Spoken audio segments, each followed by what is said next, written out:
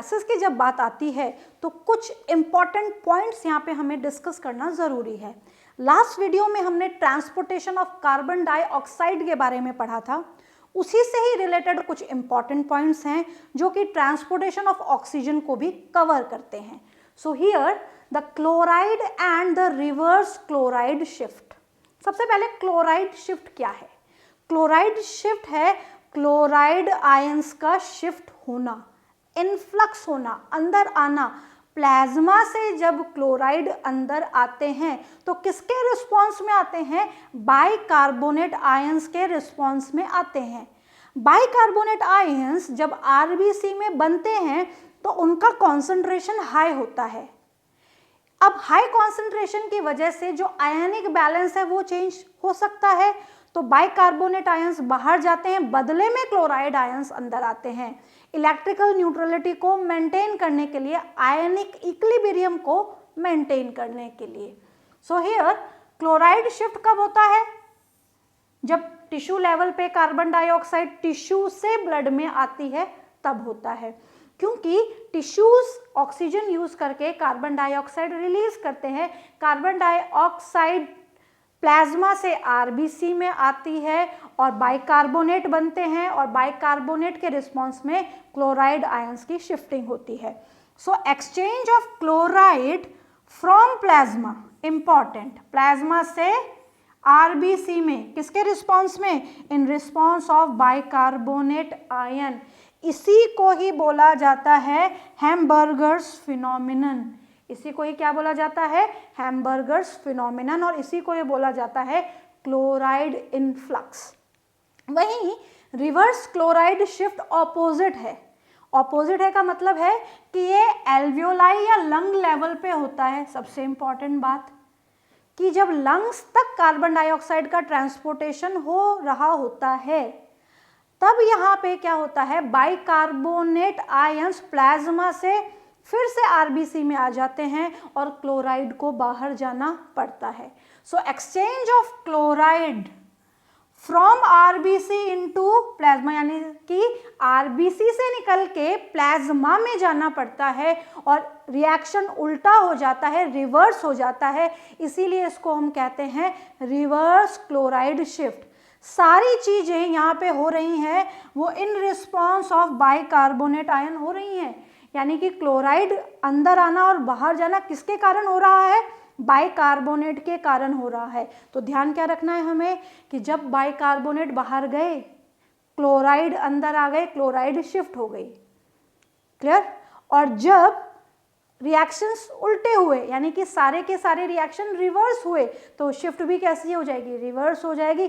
यानी कि बाइकार्बोनेट फिर से अंदर आना चाहेंगे, आरबीसी में आना चाहेंगे, तो क्लोराइड को फिर से बाहर जाना ही पड़ेगा। Reaction will going to be reverse. Next हम बात करते हैं Bohr's effect and Haldane's effect. Very important, ये बहुत ज़्यादा इंपॉर्टेंट है। सबसे पहले हम बोर्स इफेक्ट की बात करते हैं। बोर्स इफेक्ट कार्बन डाइऑक्साइड के ज़्यादा कॉन्सेंट्रेशन होने की वजह से होता है। सबसे इंपॉर्टेंट बात जो ध्यान रखने की है वो ये है, dissociation of oxy haemoglobin. Dissociation of oxy haemoglobin यानी कि HbO2 का टूटना, डिसोसिएशन होना, किसके कारण? Due to high concentration of carbon dioxide. Carbon dioxide के हायर कॉन्सेंट्रेशन की वजह से ऑक्सीजन जो है वो हीमोग्लोबिन से डिसोसिएट हो रहा है, क्योंकि टिश्यूज को क्या लेके जानी है? अभी कार्बन डाइऑक्साइड लेके जानी है। टिश्यूज ने जो कार्बन डाइऑक्साइड वो किसको दे दी? प्लाज्मा को दे दी। वो खुद के पास तो रखेंगे नहीं। अब प्लाज्मा भी खुद के पास नहीं रखेगा, कार्बन डाइऑक्साइड को बाहर निकालने की कोशिश करेगा और वही कार्बन डाइऑक्साइड हम एक्सेल कर देंगे। तो यहाँ पे जब CO2 का कॉन्सेंट्रेशन ज़्यादा होता है तो ऑक्सीजन और हीमोग्लोबिन सेपरेट हो जाते हैं, डिसोसिएट हो जाते हैं। तो ध्यान रखने वाली बात यह है कि ये होता है हाई CO2 कॉन्सेंट्रेशन की वजह से। और किस लेवल पे होता है? टिश्यू लेवल पे होता है, क्योंकि टिश्यू लेवल पे ही ब्लड डीऑक्सीजनेटेड बनता है। नेक्स्ट आता है हेल्डेन्स इफेक्ट। हेल्डेन्स इफेक्ट क्या है? Dissociation of carbamino haemoglobin, carb amino haemoglobin का अलग होना, यानी कि HbCO2 का डिसोसिएट होना। HbCO2 का डिसोसिएट होना क्यों जरूरी है? क्योंकि हीमोग्लोबिन को अब बाइंड करना होगा ऑक्सीजन के साथ, यानी कि ऑक्सीजन के साथ अगर बाइंड उसको करना है तो ऑक्सीजन की कॉन्सेंट्रेशन नॉर्मली ज्यादा है, पार्शियल प्रेशर ज्यादा है, और जैसे ही पार्शियल प्रेशर ज्यादा है किसका? ऑक्सीजन का, तो कौन सा इफेक्ट होगा? हेल्डेन्स इफेक्ट होगा। So here the dissociation of carbamino haemoglobin due to high O2 concentration किस लेवल पे किया जाएगा? ये किया जाएगा एल्वियोलाई लेवल पे। तो दोनों जगह डिसोसिएशन हो रहा है, एक तरफ हो रहा है ऑक्सीजन और हीमोग्लोबिन का बोर्स इफेक्ट में, किसकी वजह से? CO2 की वजह से, और हेल्डेन्स इफेक्ट में डिसोसिएशन हो रहा है कार्ब अमीनो हीमोग्लोबिन का ऑक्सीजन के हायर कॉन्सेंट्रेशन की वजह से। तो यहाँ पे जो ट्रांसपोर्टेशन ऑफ गैसेस टॉपिक है वो कंप्लीट होता है। अब कुछ रिलेटेड छोटे छोटे important topics. Anoxia, what is anoxia? Lack of O2 supply to tissues, यानी कि जो ऑक्सीजन सप्लाई है टिश्यूज में वो कम हो गई। जब टिश्यूज में ऑक्सीजन सप्लाई कम हुई तो नेचुरली बॉडी के पास एंड ब्रेन के पास ऑक्सीजन प्रॉपरली नहीं जाएगा। ये होती है हाइपोक्सिया के कारण। जब O2 की डेफिशिएंसी होती है ब्लड में, यानी कि ब्लड में O2 कम है तो सप्लाई भी उसकी कम होगी, तो उसी सप्लाई को नाम दिया गया है एनॉक्सिया। क्या नाम दिया गया है? एनॉक्सिया। Next is hypocapnia. थोड़ा सा इसको स्प्लिट कर दें। हाइपो का मतलब होता है कम, Ca that is carbon dioxide.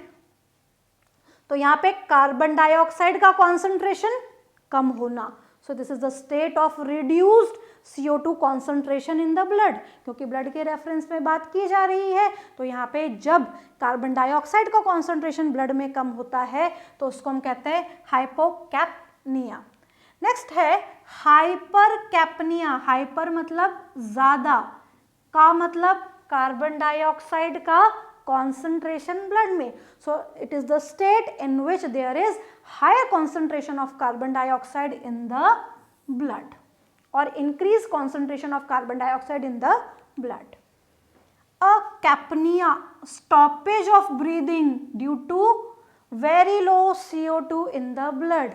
हमें ये बात ध्यान रखनी है कि ब्रीदिंग को रेगुलेट करने के लिए कार्बन डाइऑक्साइड भी ब्लड में होना चाहिए। अगर बहुत ही कम लेवल हो जाएगा, पार्शियल प्रेशर बिल्कुल ही कम हो जाएगा, तो ब्रीदिंग स्टॉप हो जाएगी। सो CO2 भी इंपॉर्टेंट फैक्टर है। Hypoxia, O2 deficiency in body tissues, यानी कि ऑक्सीजन की डेफिशिएंसी होना। अब ऑक्सीजन की डेफिशिएंसी के बहुत सारे कारण हैं। पहला कारण अनीमिया। अनीमिया कंडीशन में क्या होता है, जो आरबीसी की शेप है वो चेंज हो जाती है और जितना ऑक्सीजन हीमोग्लोबिन को कैरी करना होता है वो उतना ऑक्सीजन, सफिशिएंट ऑक्सीजन कैरी नहीं कर पाते, तो this condition is known as anaemia. Oxygen concentration का कम होना एटमॉस्फेयर में। एटमॉस्फेरिक कंडीशन में जो एयर हम इनहेल कर रहे हैं उस इनहेल्ड एयर में अगर ऑक्सीजन कम है तो हाइपोक्सिया हो सकता है, या एटमॉस्फेयर में कार्बन डाइऑक्साइड का कॉन्सेंट्रेशन ज़्यादा है तो भी, क्योंकि कार्बन डाइऑक्साइड रिच एयर अगर हम इनहेल करेंगे तो भी हाइपोक्सिया हो सकता है। एनेमिक हाइपोक्सिया और कार्बन मोनोऑक्साइड पॉइजनिंग। अगर एटमॉस्फेयर में कार्बन मोनोऑक्साइड का कॉन्सेंट्रेशन ज़्यादा है तो हीमोग्लोबिन ऑक्सीजन को तो भूल जाएगा और कार्बन मोनोऑक्साइड के साथ रिएक्ट करके कॉम्प्लेक्स बनाएगा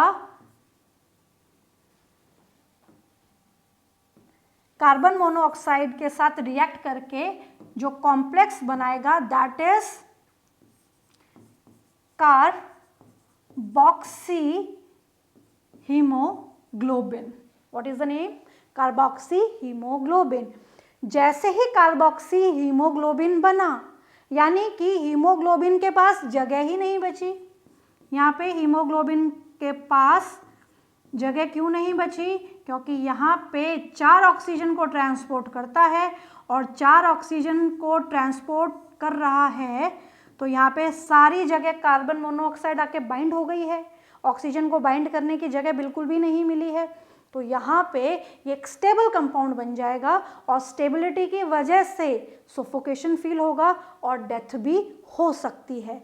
इस कंडीशन को हम बोलते हैं हाइपोक्सिया या एनेमिक हाइपोक्सिया, जो कि CO poisoning, carbon monoxide poisoning की वजह से या कार्बन मोनोऑक्साइड के ज़्यादा इनहेल करने की वजह से होता है।